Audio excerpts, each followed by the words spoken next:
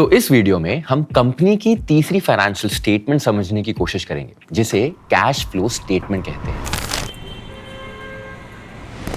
Cash flow statement एक ऐसी report है जो आपको कंपनी की एग्जैक्ट कैश पोजीशन बताती है।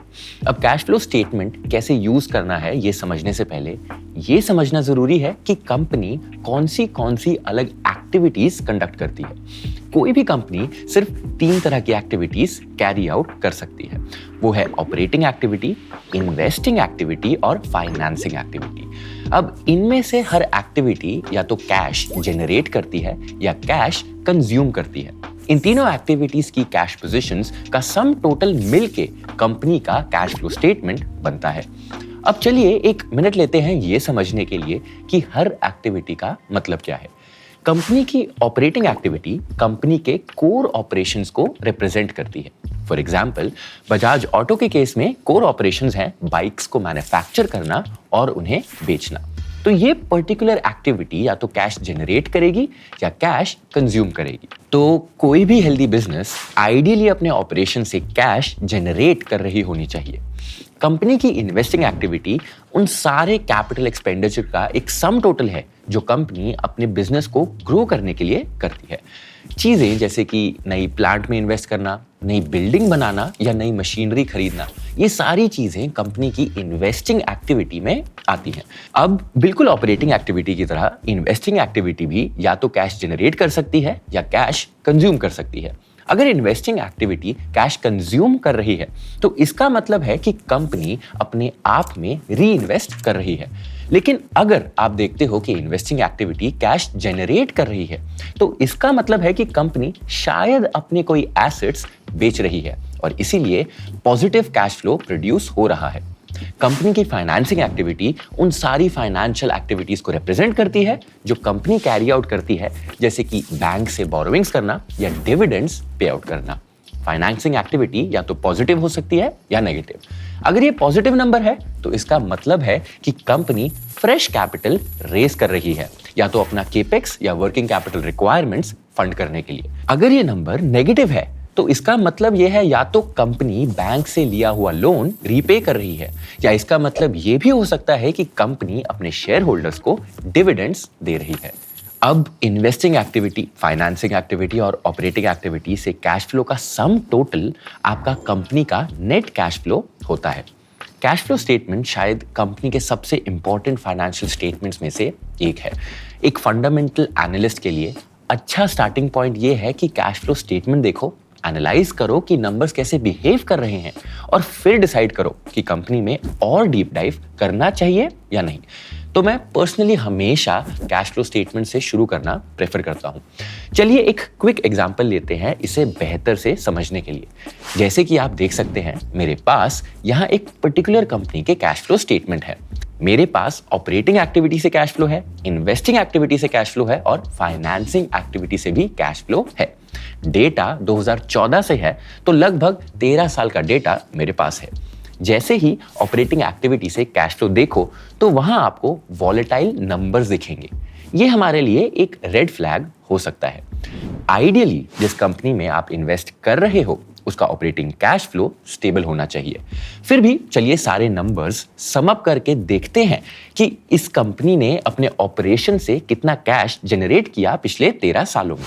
तो जैसे कि आप देख सकते हैं ये कंपनी ने ऑपरेशन से लगभग 34,000 करोड़ जनरेट किए हैं, लेकिन दूसरी तरफ इस कंपनी ने लगभग 52,000 करोड़ इन्वेस्ट किए हैं।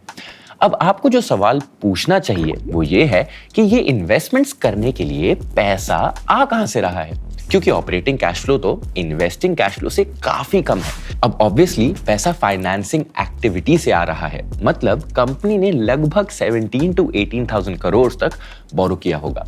अब जैसे कि आप देख सकते हैं फाइनेंसिंग एक्टिविटी का सम टोटल 17,500 करोड़ है।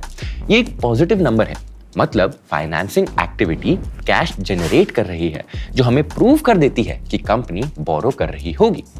कंपनी ने ऑपरेटिंग और इन्वेस्टिंग एक्टिविटी के बीच के डिफरेंशियल के बराबर अमाउंट को बोरो किया है और इसी पैसे से उन्होंने अपने बिजनेस में इन्वेस्ट किया है। अब प्रॉब्लम यह है, मान लो कि बैलेंस शीट पे 17,000 करोड़ का नया डेट है और उस लोन पर लेट्स से 8% का इंटरेस्ट है। अगर मैं 8% के हिसाब से कैलकुलेशन करता हूं तो कंपनी की इंटरेस्ट ऑब्लिगेशन लगभग 1405 करोड़ पर ईयर बनती है। अब यहाँ एक कंपनी है जो ऑपरेशन से 703 करोड़ जनरेट कर रही है, लेकिन उसकी इंटरेस्ट ऑब्लिगेशन 1405 करोड़ है। तो आपको जो सवाल पूछना चाहिए वो ये है कि क्या आप एक ऐसी कंपनी में इन्वेस्ट करोगे जो एक तरफ पिछले साल 700 करोड़ जनरेट की और दूसरी तरफ 1400 करोड़ की इंटरेस्ट ऑब्लिगेशन चुका रही है।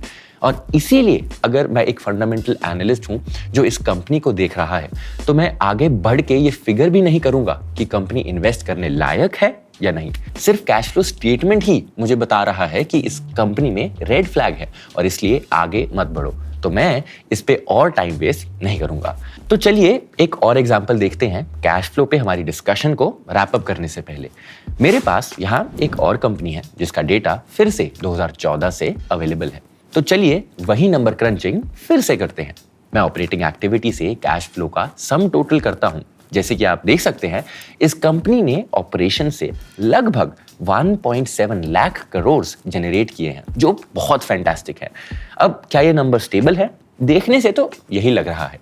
हर साल ऑपरेशंस के नंबर बढ़ रहे हैं, नंबर्स वॉलेटाइल नहीं है, अपवर्ड ट्रेंड कर रहे हैं, तो ये एक अच्छी बात है।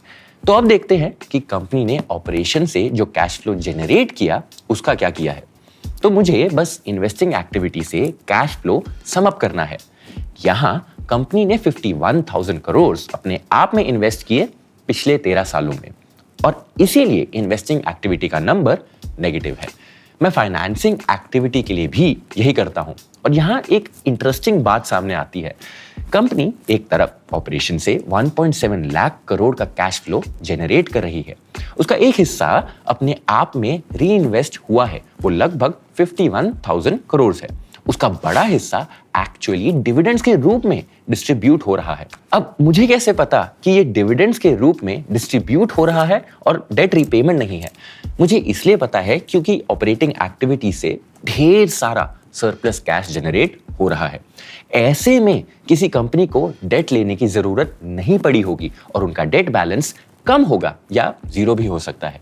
अब ये एक ऐसी कंपनी है जो मुझे इंटरेस्टिंग लगी और अगर मैं एक फंडामेंटल एनालिस्ट हूं तो मैं इसे स्टार्टिंग स्टेप के रूप में यूज करूंगा ये फिगर आउट करने के लिए कि मुझे कंपनी में डीप डाइव करना चाहिए या नहीं। और इसके साथ हम कैश फ्लो स्टेटमेंट को भी पढ़ना और समझना सीख गए हैं। इस वीडियो के कुछ की हाइलाइट्स ये रहे।